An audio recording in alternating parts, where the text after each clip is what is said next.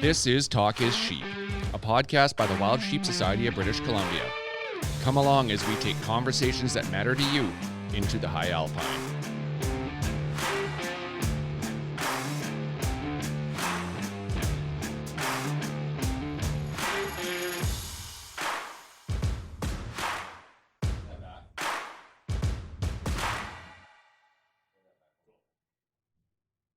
Hello, Steve. God, it's hot. It is the throes of summer here, and it's all. And we're not even July yet. Like, what's the temperature down there? 30s. Yeah, it's 38 is what it was saying yesterday. Which I've never actually seen it where I live. I've never seen it above 30, and it was saying 38 yesterday. It felt like 38. So crazy. Yeah, it says 36 here, and it's just noon. And like I was saying in the podcast to Britt, that we can get minus 40 in the winter. So this is crazy. We're gonna have an 80 degree temperature swing in the course of a year, and I feel sorry for those people in Lytton that were 46 degrees yesterday, hottest temperature ever recorded in Canada. That's nuts. Crazy. Yeah, absolutely. So a great episode here with the one and only Britt Longoria. You know, she's in the heat of controversy, the anti-hunting community loves to hate her. She's done a great job of telling her story, telling her why, and she talks about this on this podcast. And really enjoyed sitting down with her. Very articulate and just a great listen to the work that Britt's doing and her story. Right. Oh, such a neat lady. I reached out to her a couple months ago on Instagram and said, "Hey, would you consider it?" And she, being under attack by antis, was a little guarded. So got to kind of develop a relationship, and we made it work. And I think this episode is incredible. Just such a neat lady to listen to and speak with. Yeah, absolutely. So, we'd love to hear your feedback on it to our listeners. And just a point here, we had some audio issues in the last one. We got some feedback. Our talk is sheep, the taxidermy one with Rackmaster. So we switched up platforms here. We're trying this out. This is our first one with our new platform. So just give us some feedback on if you like it better, if you like it worse, just how the audio is. Trying some different stuff here, trying to get it right for you guys. And we appreciate everything. When we get this feedback, we try and get it right for you. So love to hear from you regarding the audio quality on this one. And then also let us know what your thoughts are on Britt's comments. She's great to listen to and just tell such a great story, and really enjoyed this chat with her. Oh yeah. Like I said, this is certainly up there with one of my favorites, and truly thankful for her spending an hour of her time to chat with us. Awesome. So episode 35, Britt Longoria, enjoy the listen. If you looked up the words conservation superhero in the dictionary, you would see a picture of our friend Omer from Precision Optics. A tireless donor and supporter of all things wild sheep, Precision Optics, located in Quesnel, British Columbia, truly stands alone in the high alpine. From optics to rifles to outdoor gear and a knowledge that cannot be surpassed, toss in that killer smile and you have a total conservation package. Precision Optics, we are truly thankful for the support you show us every step of the way. Find them online at precisionoptics.net or in Aroma Foods, located just off Highway 97 in Quesnel, BC. Well, good afternoon, I guess, Britt. How's things with you? Wonderful, down here in Texas. Fantastic. Well, thank you so much for coming on the show. We're super excited.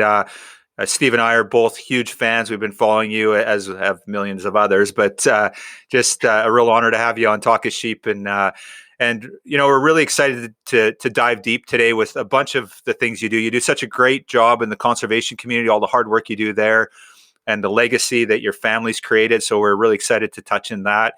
And then, one of the things that we're really struggling up here in British Columbia right now with is this whole social license thing and the attack from the anti-hunting community.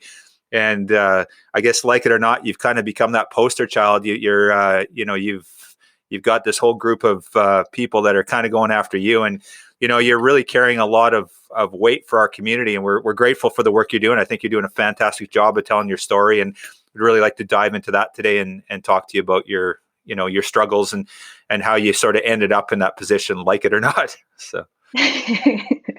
Yes, it was kind of the baptism by fire for sure.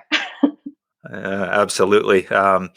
But, before we go there, Britt, I know that you've got a long history with your family and the conservation community and the hunting community, and, you grew up with it. So, do you mind taking us back to your early days and kind of, your first days of how you got involved in, I guess, in the hunting and sort of how that was, part of your life and how that came about? Absolutely. So I grew up in southern Maine, so whitetail, rough grouse, woodcock kind of country.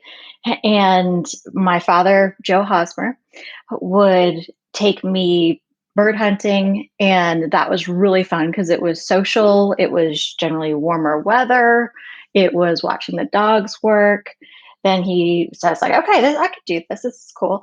Then he took me sea duck hunting in January on the Atlantic coast. And I was like, no, this is so uncivilized. This is so hardcore. I have so much appreciation for duck people, but this isn't, I don't enjoy it. And then he took me white-tailed deer hunting, and you basically sit in the forest, and dad would have a can of sardines or maybe a little thermos of hot chocolate, and I had my little pink Swiss Army knife, and I'd whittle a stick and we wouldn't see anything. And it was like, okay, well, what's the big deal about hunting? Because all you do is you just sit under a tree for the day and you don't see anything. Okay, well, that's hunting, but I don't really need to do that often. So my thing was upland birds. And that was, like I said, just great social, warm weather, friendly, fun, easy. I grew up with bird dogs, so that was all kind of the icing on the cake. Really, was going and actually seeing them in the field working was what I just fell in love with. So that was kind of my exposure to hunting.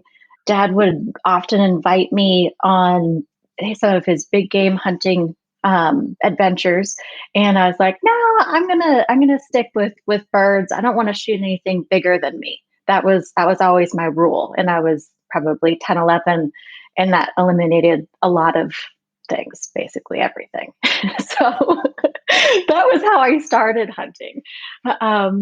And then actually went with my mom down to Texas. We had bought an auction hunt that was donated. I think it was a father-son hunt, and mom bought it and I went. So we're like, hey, we're not really the father-son duo, but we're here to try it.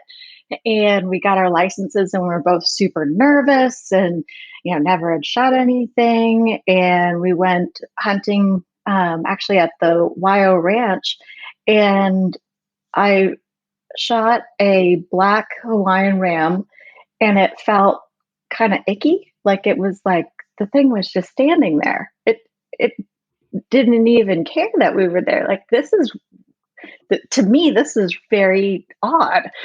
And I did this. Now let me try something a little bit more in participation. And so then I hunted a black buck antelope, small antelope. And that was more of a hunt. We got out, we walked and stalked, we moved around, we used the wind, we did stuff. And it was like, okay, it was a good shot. Everything went as planned. We got the meat shipped back up to Maine. We had some taxidermy done, and it was like, okay, well, this is fine. And that was probably about 12 or 13. Still wasn't into the sea ducks or the white-tailed deer, but, this big game hunting wasn't as different as I thought it would be. I find your journey very interesting. So you go from that, harvesting a black buck at 13 to I'm just going to move to Africa on my own without mom and dad. So, that's a pretty big leap of faith, and Africa is part of your DNA now. It's a big part of what you do. So obviously it was pretty impactful. So how did you transition from going from a 13-year-old big game hunter with your mom to all of a sudden now you're off to Africa on your own solo? Well, Africa was definitely a dream to have a safari company. And it was inclusive of ecotourism and photographic. And I mean, I went through every travel magazine and watched every documentary and just was this little tiny little expert on Africa, or at least sub-Saharan Africa, and just was like, all right, this is where I'm gonna go. So I went and worked for a hunting company in the summers during my summer holidays from high school, all through high school, and then went to college overseas over in South Africa. That's fantastic. So, and that transition, like at 20, you started your own company over there, and like so, what precipitated that? Where did this come from? So, you obviously weren't. It was a slow evolution, right? Just from upland game hunting to slowly easing your way into big game hunting, and then okay, I'm going to run this ecotourism business in Africa at the age of 20. So, was there an event in your life that precipitated that? Was it your dad's journeys? Was it what he was doing and his interests that sort of sparked that, or how did that happen? I think with my parents have or had a telecommunications company where they did engineering for designing telephone systems all over the world. And so what they did, and what was very normal, dinner time conversation, traveling, was all very normal to me because that was how I was brought up. So is it the location? Not necessarily, but just the comfort level with the world in general was a very normal aspect. So I think that it was, yes, definitely their influence, but they had never gone to South Africa because at the time when they were working in East and West Africa, South Africa was under apartheid, and so no businesses could do the transboundary type work. Very cool. So now, can you share? You need to educate me on this because I don't understand it fully. I've traveled all over the world except for Africa. I've never been to step my foot on the continent of Africa. Steve had a trip planned there last year, or this year, I guess. September 2020, I had won a safari to South Africa, and well, COVID hit. So yeah, that would have been my excursion. So I've never stepped on the continent, and I've heard the stories. It's beautiful. But when I talk to people about the experience and about Africa, it becomes something bigger than life. It's, they can't describe it. And it seems like it's one of those things until you've been there, you never really understand it. What is Africa for you? What is the allure of Africa that makes it so amazing and so compelling that you want to be part of that? Oh, as you say, it's bigger than life. For me, one of my big passions and driving forces in my travel are wild places. I love to be in the wilderness, and that can be in Alaska, or that can be in Pakistan, or it can be in Zambia. And to be able to experience wildlife in its native ranges, doing their native things without much human management, is a very special and unique thing that hunters are able to access. Oftentimes in kind of more of a industrial world or industrial setting, we have game farms and ranches and wildlife sanctuaries and national parks and state reserves and stuff like this. And it's almost like these little pseudo, kind of a little bit more wild than a zoo, but it gives you the impression of being in wilderness. But when you go out and experience those backwoods and have it in Africa, where you have the biodiversity of not only wildlife, but the biodiversity of the plants, the insects, the birds.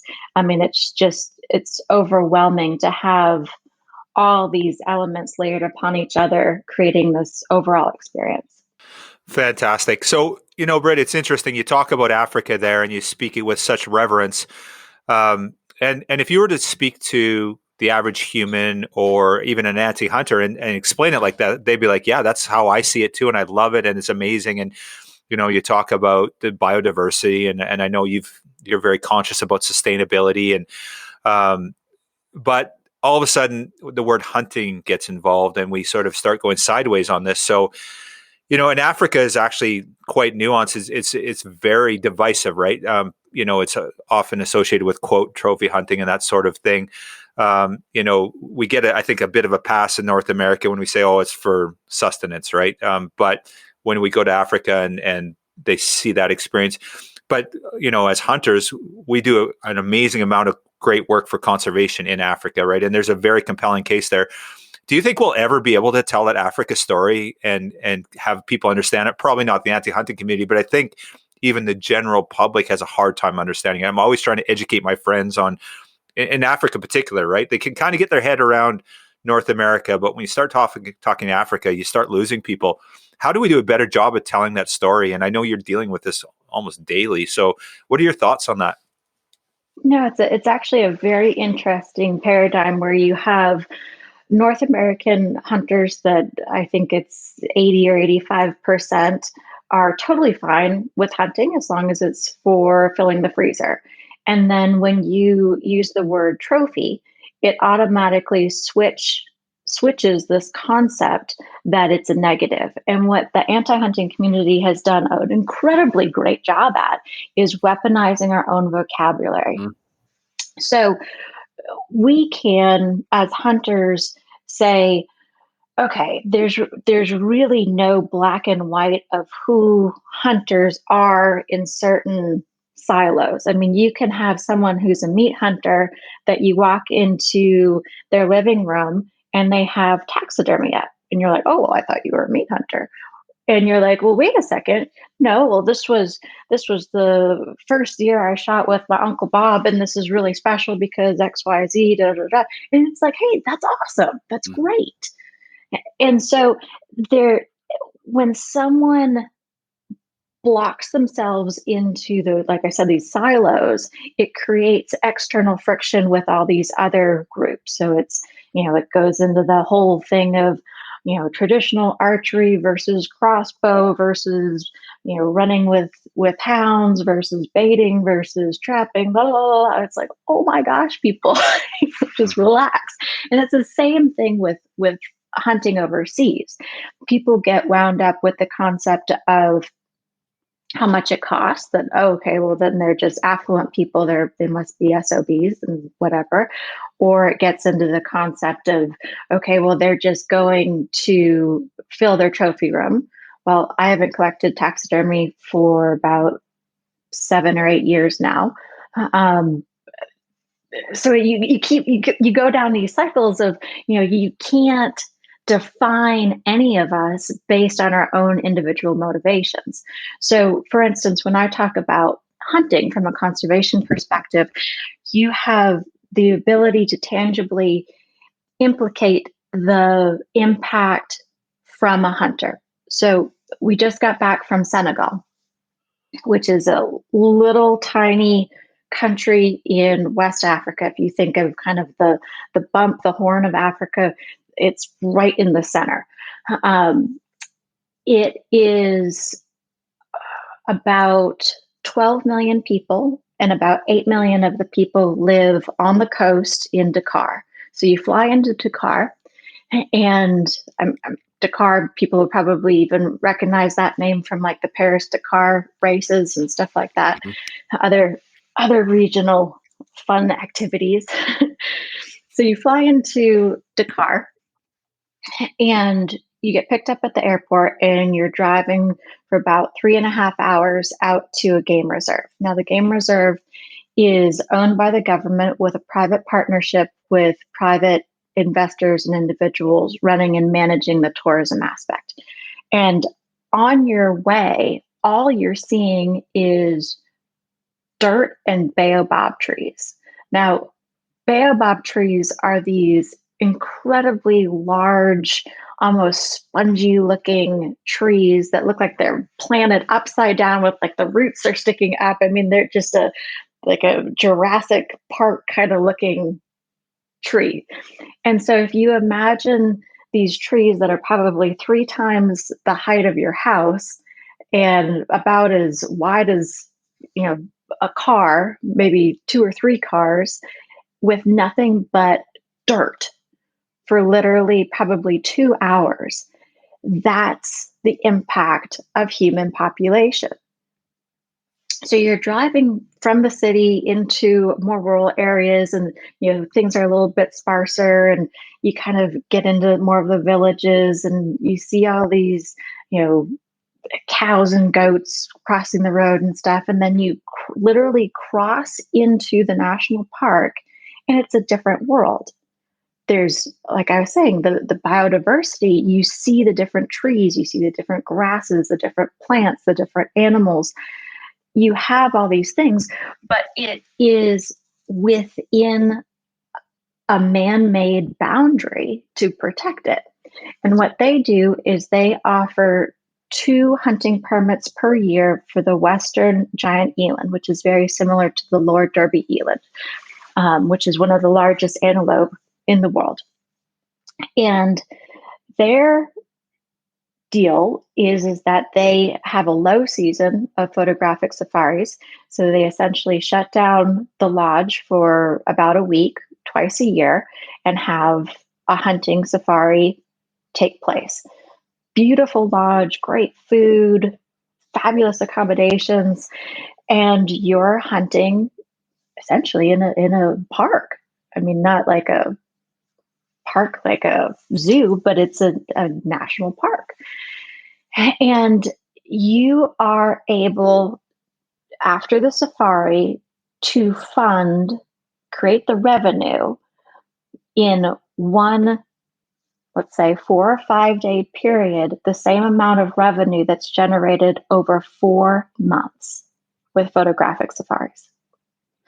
So the point is that there is a time and place for hunting, and there is a time and place for photographic safaris. There's a time for national parks to remain completely untouched and without human encroachment or mining or infrastructure. But then there's also a time when you're able to include hunting, which generates a completely different level of value. And I've seen this happen in a lot of very rural places where you can have a tremendous impact on high dollar hunting, which again plays into stereotypes of, well, who's going to pay for that and stuff like that. But at the same time, there are people out there that do contribute and want to do something. So this is one example. And you're able to see this aspect where it's not like, oh, wow, I'm such a great conservationist because I went and killed something.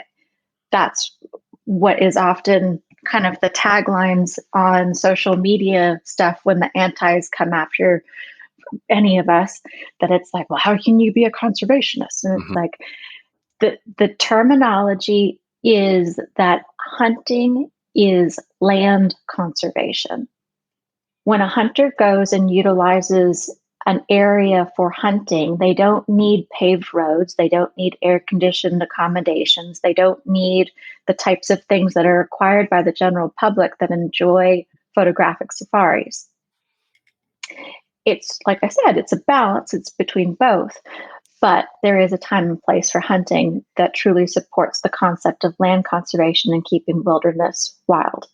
Yeah, fantastic. So with that, Britt, like there's so much controversy, right? Like when, it's okay that somebody can go there and take pictures, but as soon as you come in and you're harvesting an animal, how do we do a better job of communicating that, or why are people so bent out of shape? Like you look at that, you got 4 months of revenue to support that national park, basically, that, or the equivalent of that over 4 or 5 days by hunting, and people just go ballistic. They don't even care about it. It doesn't become about money anymore, which it just, and you're removing 2 animals. That's it, right? Which are going to die naturally anyway. We know that, right? Or die a horrible death by a predator or something like that, other than it'll definitely die more humanely by your hands than by something else. So, I just find it interesting that it's so emotive, and and it's interesting. I like what you said.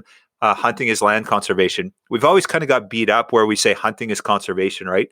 The antis they love to jump on that one, right? And they're like, well, no, it's not. And I think you know I think that's one thing that you've done a good job is changing how you present what you do, telling that story and doing a better job of it, because we somewhere along the line there's been a disconnect, and I think our narrative has to change, and it just seems that we're having a really tough time trying to articulate that, right? So, I'd love to hear any more of your thoughts on how we can do a better job. And you're inspirational for sure. When I look at your social media feed and how you present things, and I think that yourself, and you look like Jim Shockey's a classic example where you tell your story. It's about the people. It's about the wild places. It's about the biodiversity, about sustainability.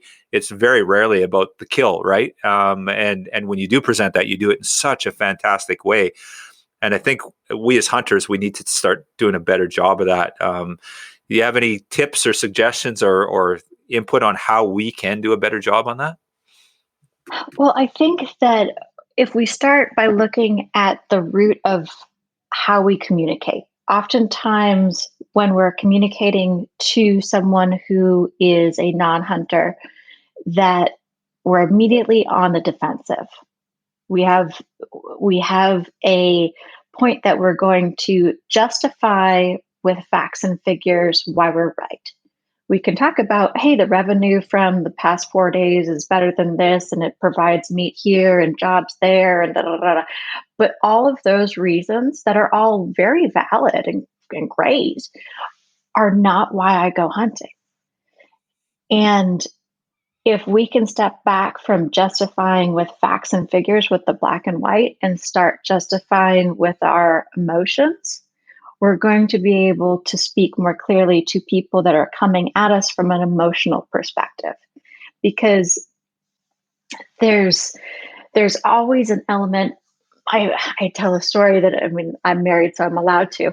That, have you ever fought with your wife or your significant other, and you're like, you are so emotional right now. You're not even listening to me. Listen to what I'm saying. And they're like, that's me. That's an impression of me, not your wife. But it's like when you're talking from facts and figures to emotion, you don't talk to each other, you talk over each other.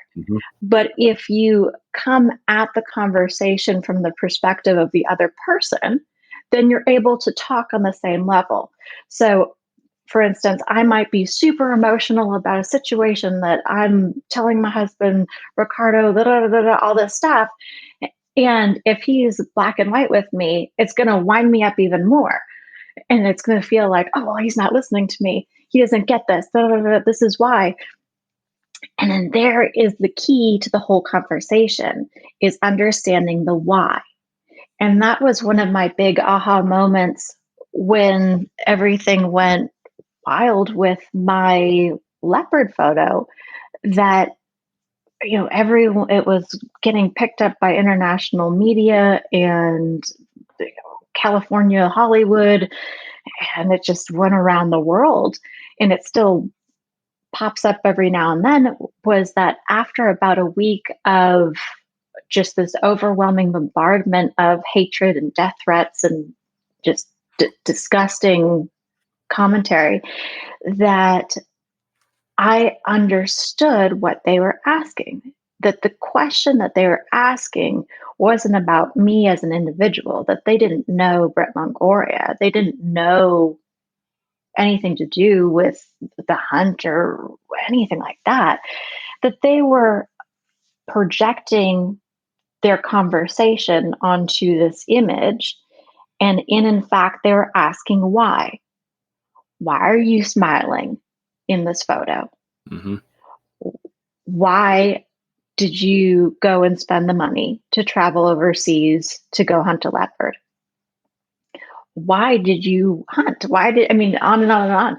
But it was very interesting. Like I said, it became this aha moment when I understood what their questions were, was internal versus the scientific black and white. It's interesting, and I think us as hunters, we have to do a better job of being authentic in our conversations too, because this comes up and you're like, well, look at all the money that we put into Africa. Look, that we did this, we did that, but that's not why we're there. We're not, that's not our primary focus. We're there for an experience and a million reasons, but it's probably not to support the African ecosystem, right? Like it's one of the things that makes us feel good. I think when we go there, probably I've never hunted there, but when I hunt, I feel like I'm contributing.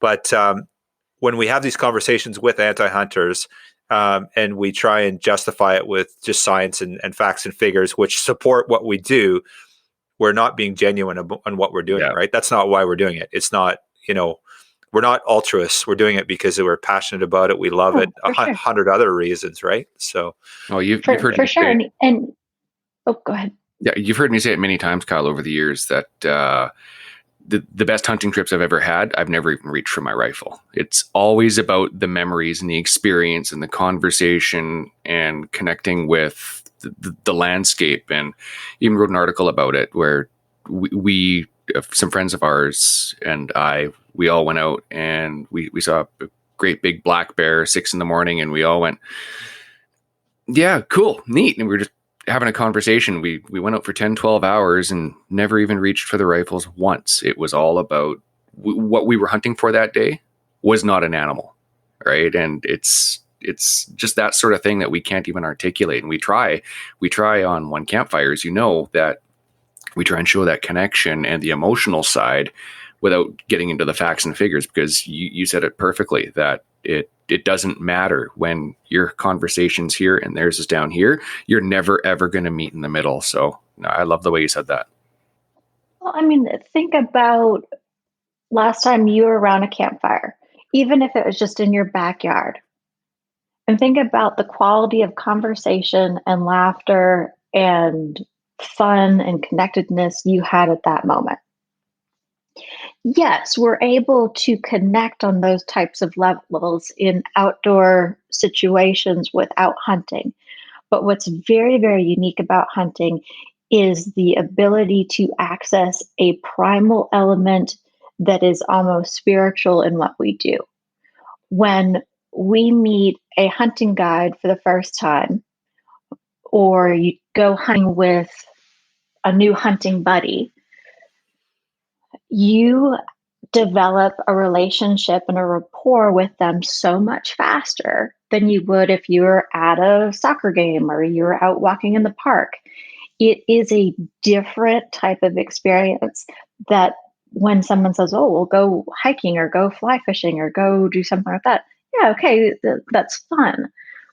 But accessing relationships through a hunting experience is very, very different, because you are submersing yourselves within a almost intrinsic type of, I don't know. It's because you're participating on a different level with nature and you have to make a choice, a life and death choice. It is extremely emotional, and it brings up these types of emotions that are hard to articulate in a normal setting that you're then sharing. And when you're able to share those types of things, you open up and you tell historical stories and lost loves and about this fight with this friend and what do you do? I mean, it opens you up so much faster than any other type of setting.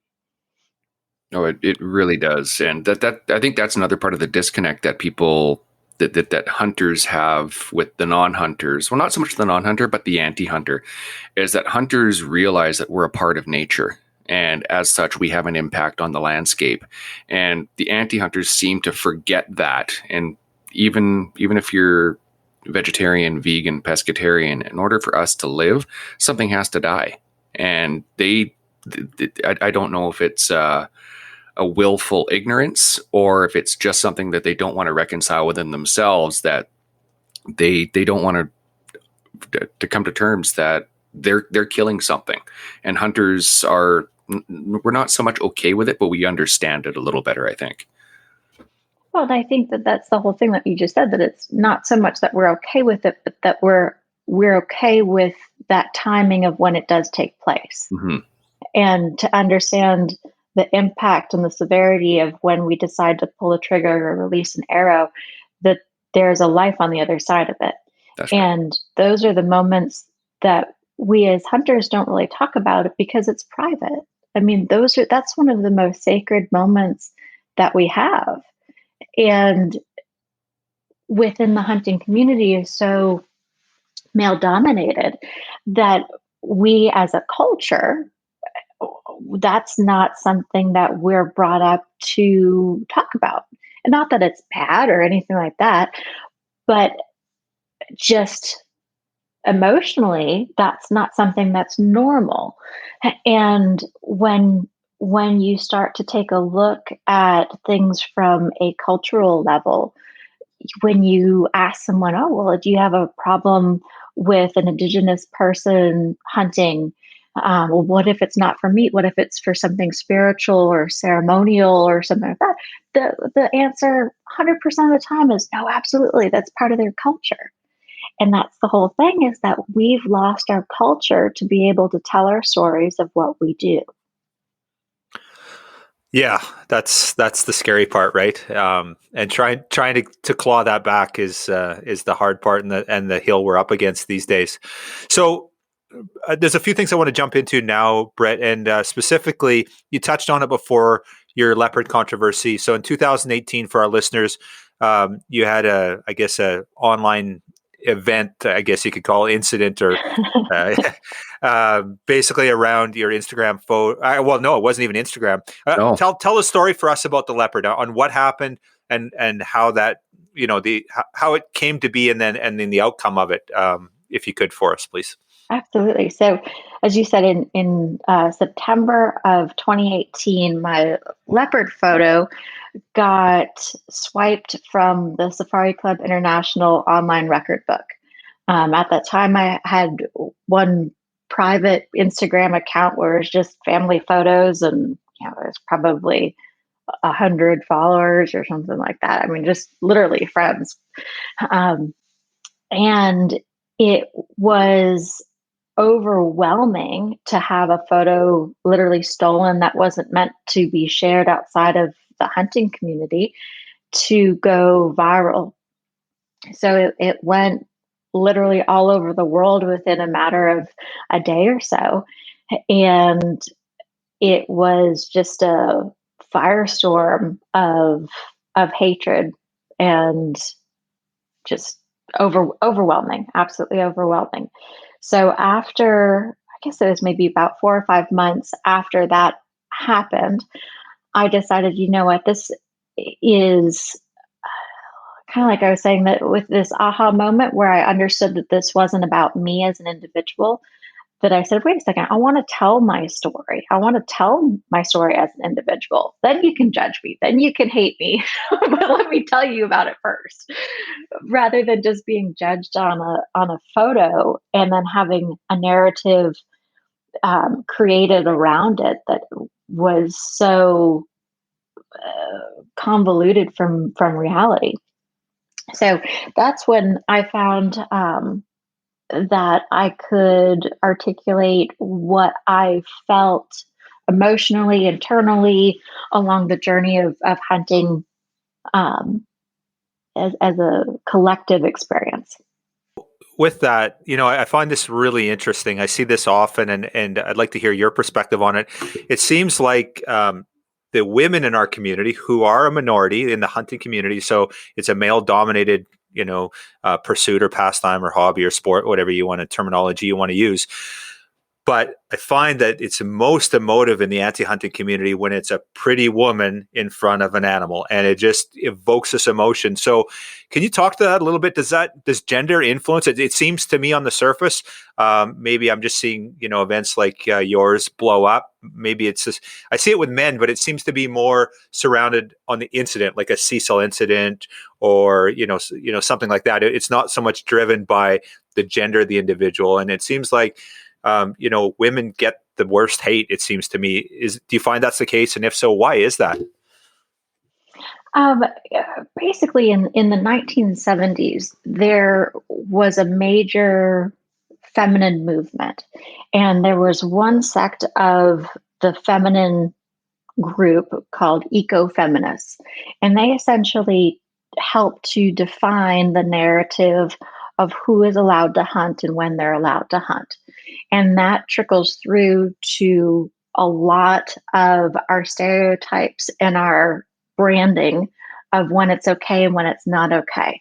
And so as a woman, you fall into a category of life giving. And when you're put into a category of taking a life, then it all of a sudden disbalances these stereotypes. So it's very difficult for people to grasp onto how can she do this? Why can she must have been brainwashed as a child, or she must have, this or that, or da da da da. So they always have to come up with these other types of narratives to it because it doesn't fit into the cookie cutter of what who a hunter is or what a hunter looks like. So with this leopard event, and then this hasn't kind of ceased for you, it's continued. There's been a lot of sort of anti-hunting individuals that have attacked you personally on many levels. And I understand recently that your Instagram account was shut down.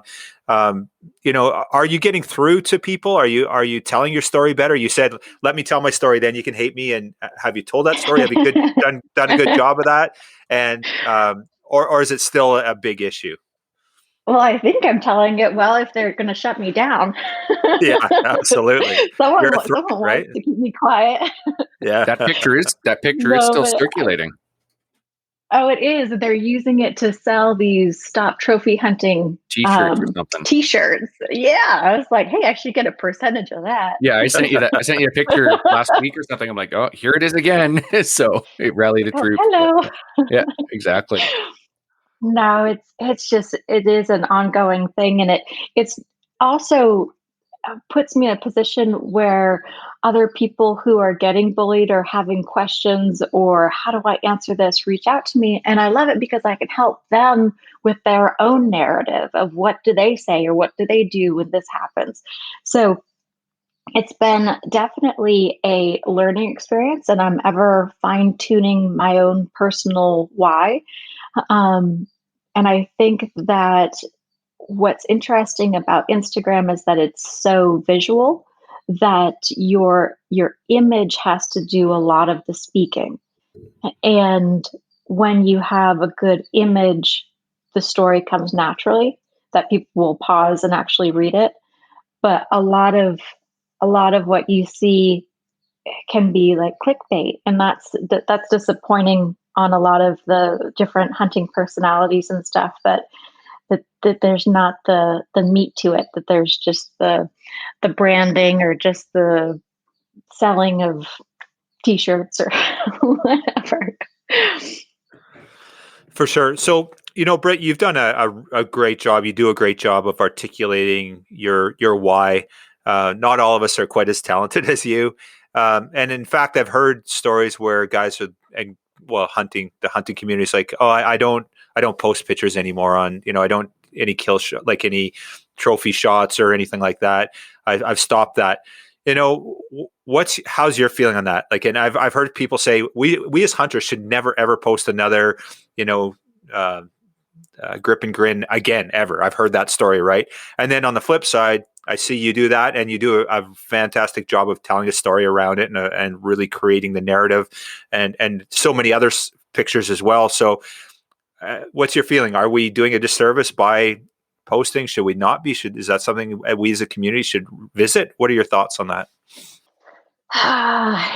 It's a hard one because, again, there's so many images that are great. I'm going to call them classic trophy photos that within our hunting community, we know it, we see it, we understand it. So to not share those, you're cutting out a whole group of people that know and love those images and get it. But at the same time, when we're posting publicly, there has to be a different full story and an element of respect that goes along with those images. what I found works well with my social media is that if I'm going to post a traditional trophy photo, I do it in black and white. So then there's no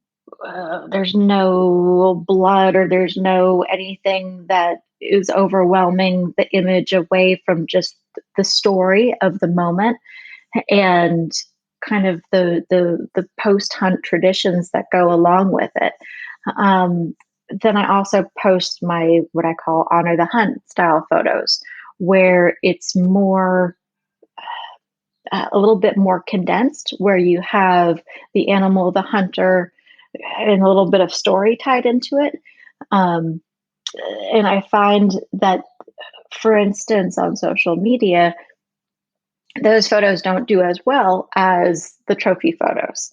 So you can, we're almost like predisposed to like the grip and grin photos more. And that's why I've chosen to do those in black and white, to make it a little bit cleaner for someone who doesn't know hunting. That's not a hunter themselves. And then including a full story with it, as well as the honor the hunt style photos. Well, we've kind of beat up the social license and communicating with the non-hunter pretty good there. Any last thoughts, or Steve, any last questions on that? And then I want to pivot and talk a little bit on the conservation angle of things and the work that you're doing in the community right now. Britt, Steve, anything else? No, I think we covered it quite well, and I thoroughly enjoy reading Britt's stuff on Instagram. So no, I think she's doing quite well. So let's get on to the next one. I'm excited for this as well. Cool, for sure. So Britt, you went off to get your master's degree from University of Denver around philanthropy and philanthropic leadership. They didn't take me because I couldn't say it. Which has led you to this journey on conservation and philanthropy and giving back, which I always love to see on your feed and learn about what you're doing there. So can you maybe talk a little bit maybe about the work that you do through Trinity Oaks as executive director, and what's involved with your organization, what you guys are doing there, and how you do what you do? Absolutely. So through my company, Rock Environmental, I run Trinity Oaks, which is a nonprofit based in San Antonio. And they work with basically people of financial need that do not have access to the outdoors. So in Texas, 96% of the state is privately owned. So if you do not have a lease or land or relationship with a landowner, you don't have access to very much hunting and fishing. Everything is very privatized, which is good and bad. You have a tremendous hunting community and commercial aspect, but you don't have the access to people who can't afford to do it.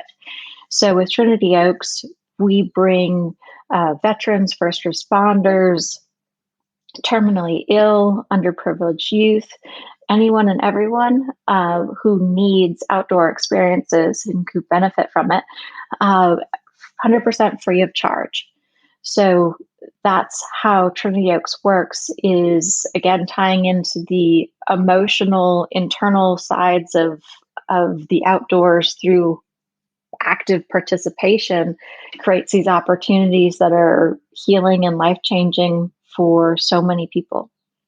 And so what kind of activities, like you're connecting with the outdoors, but I think, it sounds like there is hunting, there is, what sort of activities are involved in that? Is it exclusively like hunting opportunities? Are there other aspects to it, Brett, or what's involved? It's hunting, fishing, sporting clays, skeet shooting, 3D archery range, rifle, handguns, game viewing. We have an area where we've often found arrowheads, so we take kiddos out to some archaeological sites and talk about the land and the land use. The ranch that Trinity Oaks has is called the Thumbtack Ranch, and it's in Batesville. It's about 2,000 acres, and right now we're working to put a conservation easement on it. and make sure that it's accessible and there for future generations. Just kind of the same thing of being an all-inclusive hunting and fishing outdoor destination. That's fantastic. And it looks, I had a quick look at Trinity Oaks and all the things that you guys were doing. It sounds like you got a lot of events and there's been thousands of people through. Is that correct? Like, am I reading that right? Or that's huge, like to move that many people through and have that much impact on people. Yes, it really is amazing because you can have a one-day youth event. We call it H2O adventure camps. And for instance, Weatherby Foundation International is the big title sponsor for us, and they help us do these events throughout the state. And through one event, which gives kiddos a taste of shooting, fishing, so shooting as in with a .22 rifle as well as with a shotgun, fire starting, basic wilderness first aid, outdoor cooking, and then some other little things like calling in whitetail, rattling, stuff like that. We'll have 150 kids go through the program in a day. So you multiply that by 52 weeks a year, and then all the veterans and first responder programs that we have. Generally, we have 2 or 3 programs happening per weekend, and it just goes. So it's an incredible network of volunteers and other landowners that donate their properties and their excess game. So it's quite a big network. Oh, fantastic. Well, congratulations on that. Such a great program. And it'd be great if we could just get that all across, North America. If every community was doing that, it would certainly change their perspective on being connected to the land base. Us as using the land base, as hunters, as anglers, I think there'd be a lot more respect for what we're doing, and they'd have a better understanding if we could get everyone involved in that capacity, right? So. Absolutely. And even if it's just a sampling, that people don't have to all become hunters, but if they have an understanding and a respect of who we are, then that's great, because we don't want to convert everyone. I mean, that's just impossible. But if we can give these little samplings to people so that they say, oh, okay, we're not these bloodthirsty killers running around with automatic weapons. It's like, no, guys. Mm-hmm. We fill the freezers. We love our families. This is a wonderful thing to do together. So, Britt, no conversation with you is ever complete without touching on the fantastic work your family's done, and specifically your dad, Joe Haas-Murray's, created such a legacy, as the first president of the SCI Foundation. I think he served there for 7 years. He served on the SCI's board of directors as the corporate treasurer and president, Hall of Fame winner with SCI, and has done so much work in the conservation community. Do you mind talking a little bit about your dad, the legacy he's left, the impact he's had on your life, and maybe touch on what you're most proud of what he's left behind, and just touch on that for us, please? Do we have another hour? Yeah, that's the issue, right? Literally, right? Oh, my dad, he's awesome. No, I mean it's like his love after retiring. He retired from the corporate world, but then he went straight into the nonprofit world and just dove right in. And that was his whole world. He also worked with Pheasants Forever, Quail Forever on their board. And so his love of giving back from a philanthropic standpoint is definitely a very important aspect of what I do.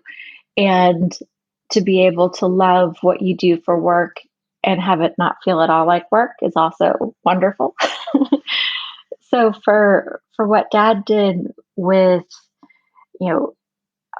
rounding up the troops in the field and the kind of the grassroots level of working with biologists and taking the time to understand what the impact is from a community level, whether he was in Tajikistan counting Marco Polo lambs or working with the Okavango Delta river system to be able to figure out what concession areas are best for hunting within the government, and import export with CITES and all the different goofy entities that he would work with. I mean, he was a brilliant bridge builder.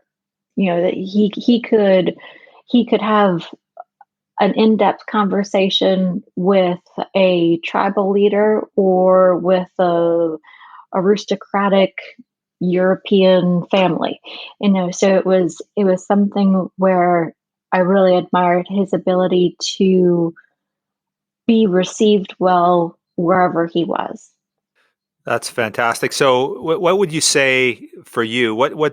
What's been most impactful for you, like in terms of, because you've basically following in his footsteps in terms of, you know, you do a ton of philanthropic work. You're not for profit work involved with all these. You know, what influence did that have on you? Is that a big part of why you do what you do? Absolutely, absolutely. I mean, my mom as well, as far as just the giving back to the community. You know, when someone is blessed, then it's a requirement. You know, that this is, if you have a talent, then you share it.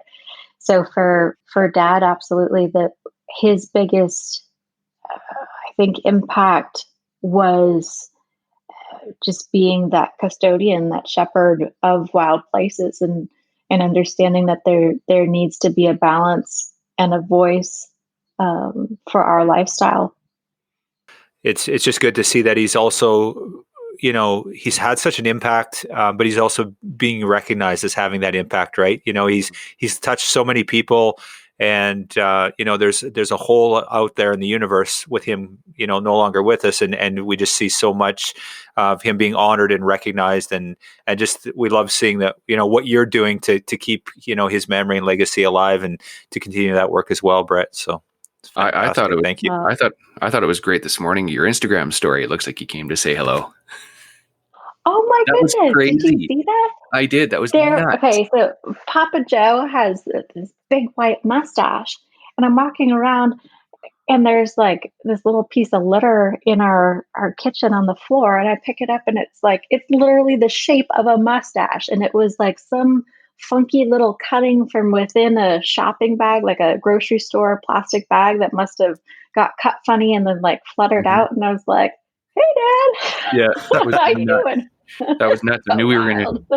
gonna talk about him a little bit today, and like saw that. I'm like, oh wow, he's watching. Yeah, that hole in the universe, that there's no hole, he's still around. Absolutely. That's great. So what's next on the agenda for you? So you're back in Texas now. What's next up? So you got a hunt planned. What's on the agenda for fall of 21? Fall of 21, we're pretty much hanging tight. We had so many cancellations and postponed stuff, so now we're just kind of enjoying the catch up and riding the waves. With that, we have, let's see, the next hunt is Sonora for desert bighorn. So we'll go down to Mexico for that. That's going to be this winter. I think they typically go November to February. It's a wintertime thing, right? They're not hunting this time of year, are they? No, not this time of year. I think it's later on this year. Okay, I've got a proposal for you. So we have an event up here in British Columbia. It's called the Wild Sheep Jurassic Classic, and it's a wild sheep fundraiser. And people come from all across North America. We get people from Texas and New York State, and so we have an event on August 20th to 22nd. And what it is it's sturgeon fishing on the Fraser River, where they'll catch 10-foot sturgeon regularly. Last year they caught a couple 10-footers. Yeah. And what we raise money for wild sheep. So we got a couple vacancies because of COVID. So you should talk to your guy, and you guys should sort it up and come up and see us August 20th and 22nd. Well, are you guys open yet? I mean, your border's all goofy. I think July 21st. Yeah, July 21st exactly. Oh, is that it? Okay, awesome. Yeah. So it's not official yet. Calendar. Yeah, for sure. I'd love to have you come up. It'd be a fantastic event, and lots of really great people. And it's just such a fun a fun time and a good vibe. And again, it's a conservation community, right? We're bringing everyone together, people from all across North America. That's the cool thing, is people fly in from everywhere, and it's just a lot of fun, right? So, but yeah, we'd love to have you guys up here. So the invite's there. Think about it. So Thank you. I appreciate it. yeah, absolutely. I think I've touched a lot on everything I want to touch on. Steve, anything for Britt before we let her get back to her busy day? No, appreciate your time, Britt. I know this was a long time coming. We chatted about it about a month and a half, 2 months ago, and just couldn't make it work. But appreciate your time today. It was absolutely great. Can I ask you guys one question? Absolutely. From a perspective of what can people who have an online presence do for you all? Is there any recommendations that I can do better, or be more helpful, or be more clear in my post, but also to any other folks that have an audience? I don't see anything. I absolutely love your messaging. I think it's clean, it's classy, it's not a grip and grin as Kyle got into, and it's educational.